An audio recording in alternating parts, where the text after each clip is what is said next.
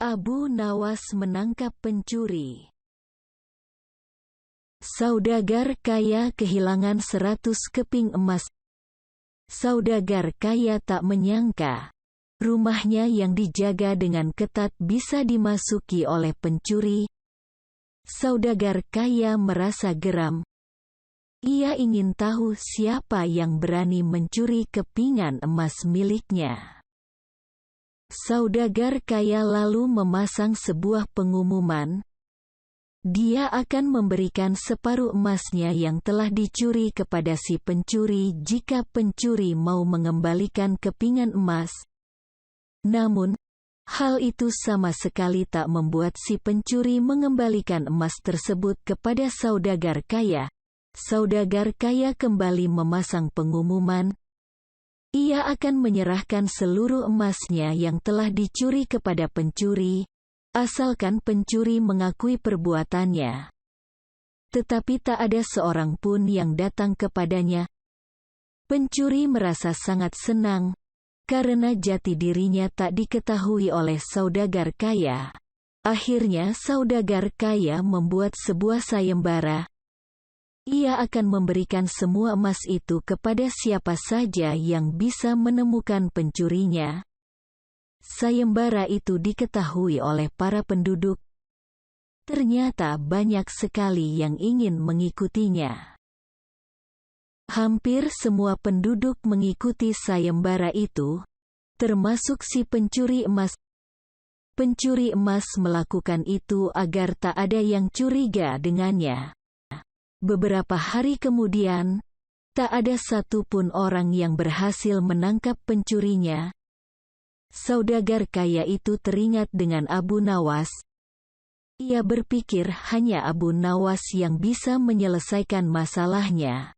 Mengetahui saudagar kaya hendak meminta bantuan Abu Nawas, si pencuri menjadi khawatir, karena Abu Nawas dikenal sebagai orang yang cerdik. Saudagar kaya pun segera menemui Abu Nawas dan menceritakan permasalahannya. Abu Nawas mengerti. Abu Nawas akan mencari jalan keluar untuk menemukan pencurinya. Abu Nawas meminta saudagar kaya mengumpulkan semua penduduk. Saudagar kaya pun pulang. Ia memerintahkan pembantunya untuk mengumpulkan semua penduduk besok pagi. Keesokan harinya, semua penduduk sudah berkumpul. Di sana juga terlihat saudagar kaya yang sedang menunggu Abu Nawas. Beberapa saat kemudian, datanglah Abu Nawas dengan membawa bambu yang begitu banyak. Abu Nawas membagi-bagikan bambu itu kepada semua penduduk, termasuk kepada si pencuri.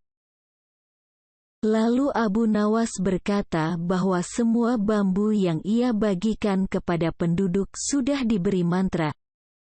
Besok kalian kembalilah ke sini dengan membawa bambu itu. Bambu itu akan menunjukkan siapa pencurinya, ucap Abu Nawas. Bagaimana bambu ini bisa menunjukkan siapa pencurinya? Tanya salah satu penduduk. Besok bambu itu akan bertambah panjang 1 jengkal jika dipegang oleh orang yang mencuri koin emas milik saudagar kaya, seru Abu Nawas. Para penduduk paham. Mereka tak perlu takut bambu miliknya akan panjang, karena memang mereka bukan pencurinya. Namun rupanya si pencuri kebingungan. Ia mulai mencari cara agar bambu yang dimilikinya tak bertambah panjang sejengkal.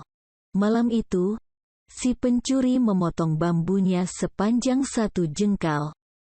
Ia yakin, dengan memotong bambu itu sepanjang 1 jengkal, maka bambu miliknya tidak akan terlihat bertambah panjang.